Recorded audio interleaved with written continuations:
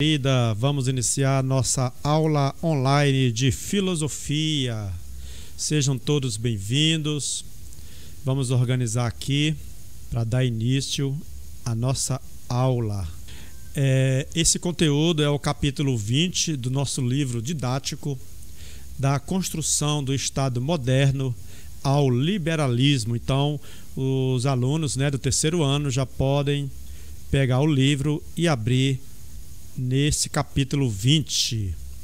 Ok? Então nós vamos virar a página. Então vamos organizar aqui, vamos organizando. Nós vamos iniciar o nosso estudo. Vamos ver a página que vou manipular aqui a página do conteúdo. 267 é a página, Então, gente, eu vou usar o nosso livro didático como base do conteúdo para vocês me acompanharem tranquilamente, Então fica mais fácil para os alunos acompanhando ou acompanhar o livro, pelo livro, o nosso conteúdo. O item número 1, formação do Estado moderno. Esse processo de organização do Estado, é chamado de formação do Estado moderno. Então, para a criação do Estado moderno, é preciso organizar um território, Preciso organizar leis internas, ter uma moeda, recolher impostos, para poder, com esses impostos, gerir os serviços públicos, ter um exército, o Estado ser o legítimo monopolizador da força, Porque antes as coisas eram resolvidas entre as pessoas individuais, Se alguém tinha um problema com o outro, era na luta que era resolvido, era no duelo, Então, com a criação do Estado Nacional, não. Quem vai resolver é o Estado. São as leis, E nesse processo de discussão de ideias para a formação do Estado moderno, aparece vários pensadores para contribuir com esse processo. E o primeiro deles, aqui no livro cita Maquiavel, depois vem os contratualistas, Então nós vamos iniciar o nosso estudo falando, primeiramente nós vamos falar de Maquiavel. Então, Maquiavel, ele era um pensador italiano. Ele viveu na época que nasceu em 1469, morreu em 1527. Ele viveu no período em que esses estados ainda não estavam organizados e a Itália estava muito dividida, que era o país dele. Além de ter ataques externos de outros reinos externos, existia também os problemas internos, que vocês lembram, dos senhores feudais da Idade Média, que eles tinham grandes propriedades de terra do tamanho de um país, de um estado, Nesses feudos, se transformando em tipo de reinos. Cada príncipe daquele feudo, cada senhor daquele feudo se tornava um príncipe, se tornava o rei daquele lugar, Então eles ficavam em conflito uns com os outros. E tinha muitos desses conflitos internos dentro da Itália. Muitos senhores, príncipes, com seus reinos diversos dentro da própria região da Itália, E eles tinham a milícia, cada grupo tinha sua milícia, seu exército, Então aí é chamado de milícia porque esses guerreiros, eles lutavam para ganhar dinheiro, Eram pagos para isso. Não é porque tinha amor à pátria, amor por aquele lugar, nada disso não, por interesse, Então eles viviam esse conflito, e foi nessa época então que Maquiavel começou a escrever, e ele escreveu o livro O Príncipe. Desse livro que ele escreveu, chamado Príncipe, muitas pessoas leram o livro sem prestar atenção nos detalhes e no contexto e acabaram tirando conclusões precipitadas, Olha, o nome Maquiavel, da leitura apressada surgiu o termo maquiavelismo ou pessoa maquiavélica.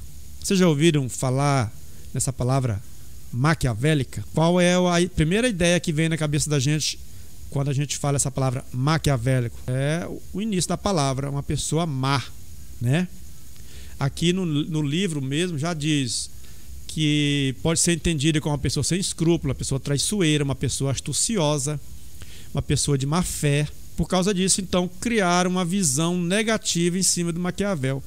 Mas o autor do livro que nós estudamos, ele quer mostrar, ou ela quer mostrar, é uma autora, né? Que Maquiavel ele foi um republicano. Olha o título que está aqui, ó, Maquiavel republicano. Então, contrariando essa interpretação rápida que fizeram sobre ele, até criar essa palavra maquiavélica ou maquiavélico, né?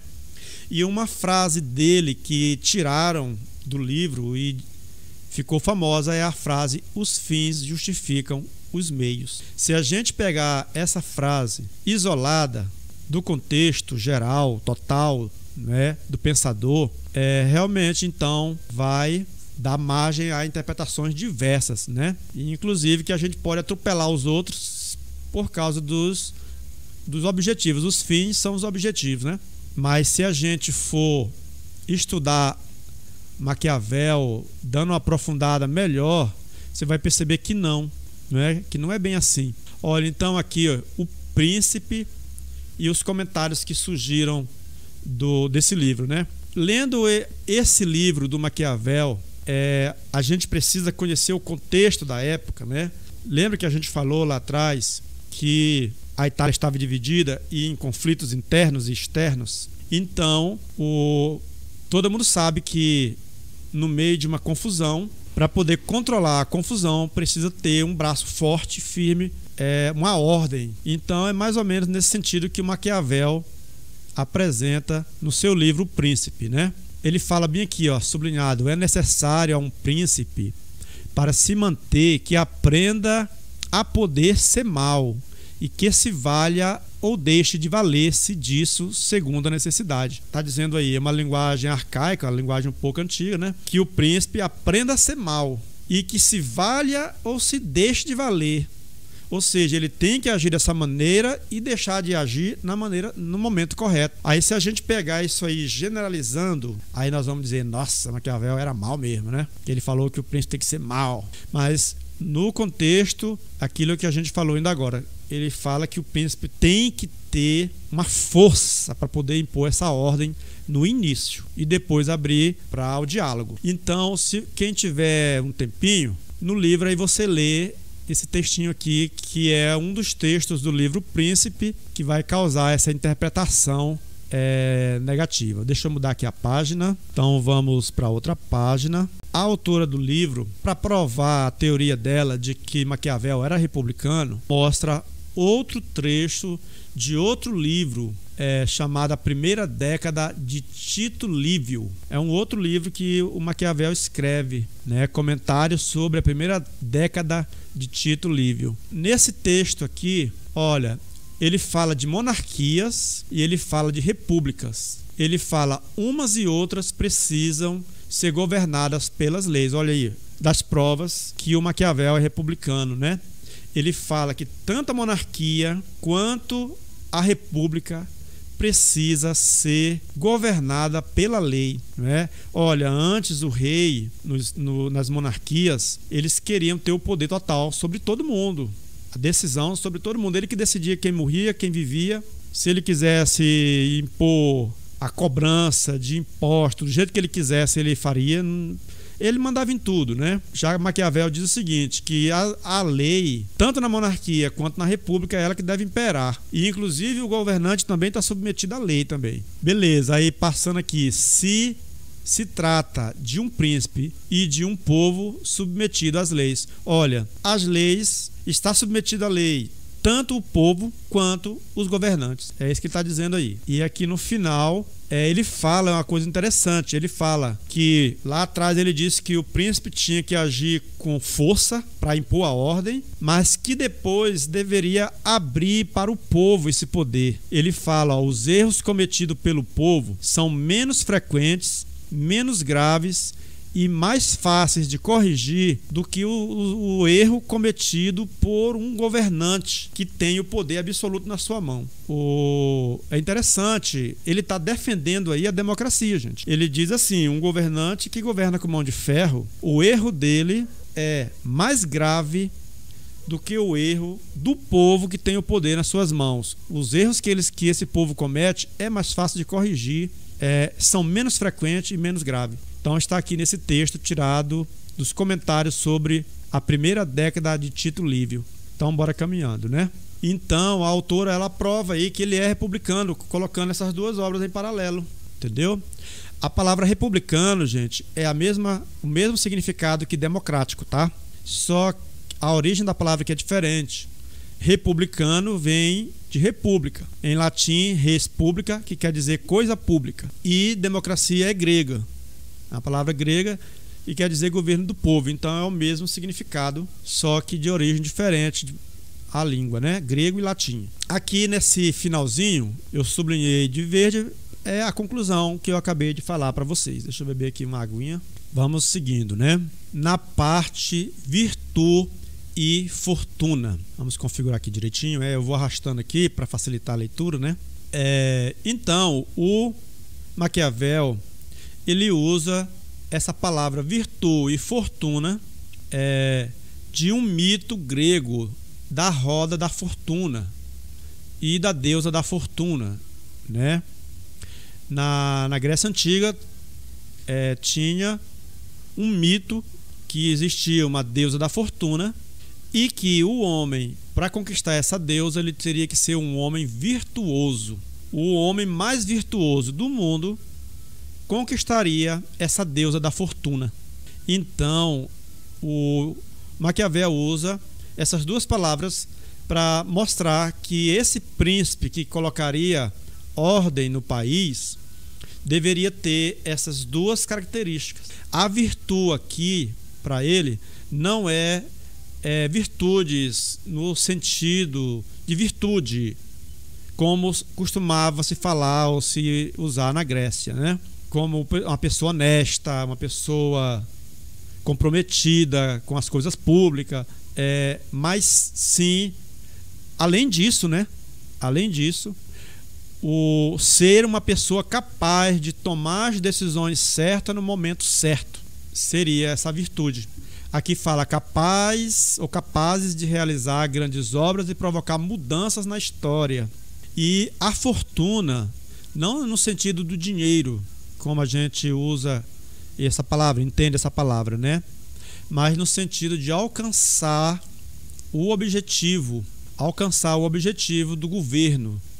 Então, é saber tomar as decisões corretas, saber agir de maneira correta, tomar a decisão de maneira correta para alcançar o objetivo final, né, do príncipe no poder. Aqui no finalzinho eu sublinhei a fortuna de pouco serve sem a virtude. Olha essa conclusãozinha aí, ó. A fortuna de pouco serve sem a virtude, pois pode transformar-se em mero oportunismo. Olha, quem busca só a fortuna, só o sucesso, ele chama isso de oportunismo.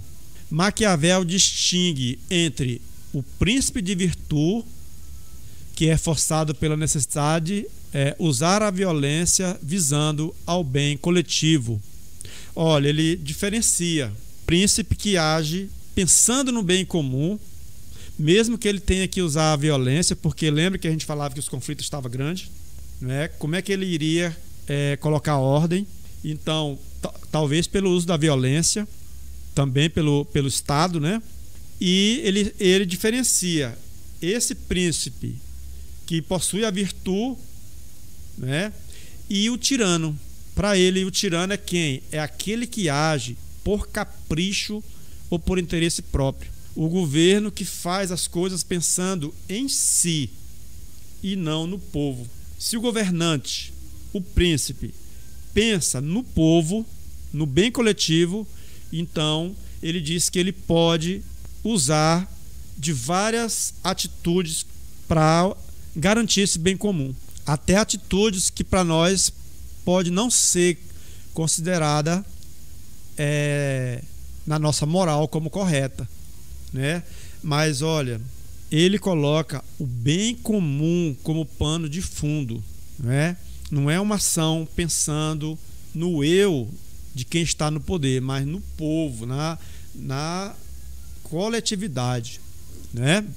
Vamos passar agora para a parte da ética e política, né? Então aqui vocês podem acompanhar no livro, tá bom? Eu estou usando o próprio livro para a gente ficar dentro do assunto que o livro desenvolve, né? A nova ética política analisa as ações tendo em vista os resultados que serão alcançados na busca do bem comum. Então o Maquiavel, ele sempre visa o bem comum, gente. Diferente dos reis da Idade Média. Um pouco antes, aqueles reis que governavam com mão de ferro, né? Com o poder total na sua mão. Então ele fala que uma nova ética surge porque as ações do governante têm que visar o bem comum. Então, a moral política visa ao bem comum. Então é isso que o Maquiavel afirma. E realmente a origem da política, lá na Grécia Antiga, já busca esse sentido. A moral política visa ao bem comum. É para isso que ela foi criada, ok? Então, bora mudar a página. Então, autonomia da política, né? O que é autonomia, né? Seria a palavra autonomia, pode ser entendida como liberdade da política. Eu sempre dou a dica para os alunos: se liga nos títulos, que o título do conteúdo já traz uma informação com ele, tá? Então vamos lá, autonomia da política. Então, Maquiavel, pela teoria do Maquiavel, porque na Idade Média a política e a religião elas andam juntas, não é? Vocês sabiam, gente, que o poder dos reis era baseado na religião? Os reis se tornaram reis usando a religião como fundamento do seu poder. E o fundamento do reinado, da monarquia, era essa. E o rei tinha sido escolhido por Deus para ser rei. Por isso que falava que ele tinha sangue azul, por isso que eles usavam um manto vermelho, manto da cor do sangue, porque o rei era visto, quanto mais atrás, nas décadas, nos séculos, mais essa mentalidade predominava. Que tinha alguns momentos que o rei era visto como um enviado de Deus. E Maquiavel, no seu estudo, ele vê a política como algo separado da religião. A política ela é independente da religião, não é? Isso é interessante, porque assim a política vai ter que ter argumentos, gente. A política vai poder ser estudada, vai poder ser analisada, vai poder ser fundamentada, não é? Porque quando algo se baseia na religião, ela não tem fundamento, é uma explicação lógica. Então, o rei vinha e dizia: eu sou rei porque Deus me escolheu para ser rei e eu vou impor a minha lei sobre vocês. O Maquiavel, ele coloca então a política separada dessa mentalidade. Tem que ter um fundamento, um porquê. E ele aborda então, os valores não são dados de antemão, porque os valores religiosos eles já são prontos, passados para nós. Ele fala que os valores não são dados de antemão, mas depende da realização dos interesses coletivos. Ele coloca mais uma vez aqui que a política visa o interesse coletivo de todos, do povo inteiro, né? Então, ele separa então a política da moral e da religião. E isso vai contribuir para o avanço da política como um campo de estudo, né? Hoje já existe até estudos sobre a política, né? A gente pode estudar a política. O ponto seguinte é interessante também, é democracia e conflito, né? Então, Maquiavel percebeu, aqui no sublinhado, vocês podem acompanhar, Maquiavel percebeu que o conflito constitui fenômeno inerente à atividade política. A liberdade resulta de forças em luta no processo contínuo de equilíbrio tenso entre forças antagônicas. Então, gente, nesse estudo da política, o Maquiavel coloca, então, que na democracia vai existir um conflito sadio, um conflito necessário, que é o conflito de ideias. Não é?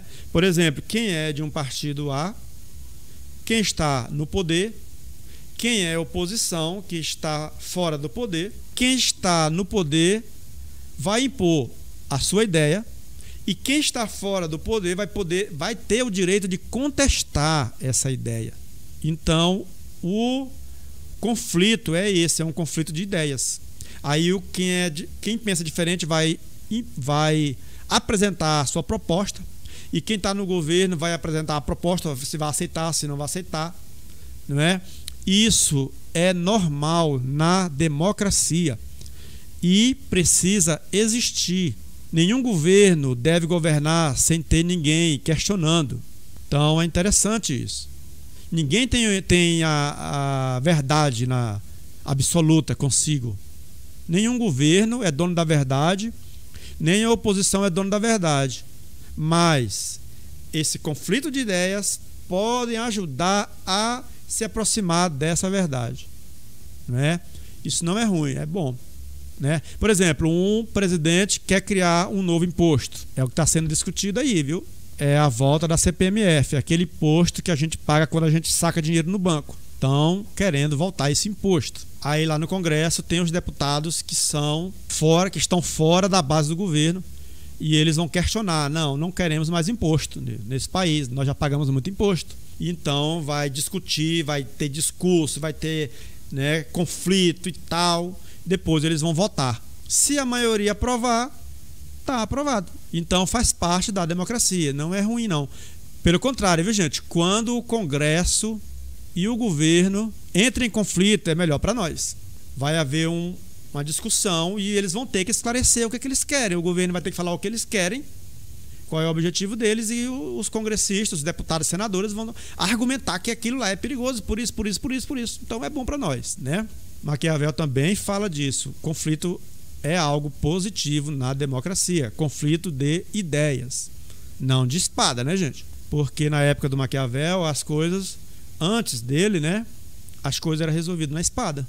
Aí vai surgir também, aí nessa formação do Estado, aí vão começar a se discutir a questão de direito natural e soberania, né? O que é esse direito natural, né? Direito natural é aquele direito comum a todos. Quando o ser humano vai se organizando em grupos, que é mais fácil viver em grupo do que sozinho, né? E ele vai se organizando em grupo para poder sobreviver mais fácil, né? Facilmente. Daí desses grupos vão surgindo direitos e passa a chamar de direitos naturais, né? Jus naturalistas, o jus naturalismo. Por exemplo, o direito à liberdade é considerado um direito natural. Todo mundo nasce e tem o direito de ir e vir, de falar. Na própria tribo, todos têm o direito de falar, têm o direito de participar, têm o direito de ser reconhecido na comunidade, como membros daquela comunidade. Então, esses direitos são chamados de direitos naturais. Vem o conceito de soberania. O Baudin, ele fala que a soberania mantém a unidade entre todos os membros do corpo republicano. O corpo republicano é o país inteiro, né? Então, o Estado soberano tem a posse de um território no qual o comando sobre seus habitantes se faz pela centralização do poder. Então, o governo daquele território vai ter autonomia de administrar aquele território e aquele povo que está naquele território. Ele chama isso de soberania, né? Então, nós vamos terminar essa primeira aula por aqui e a gente continua com o próximo tema na próxima aula. Grande abraço a todos.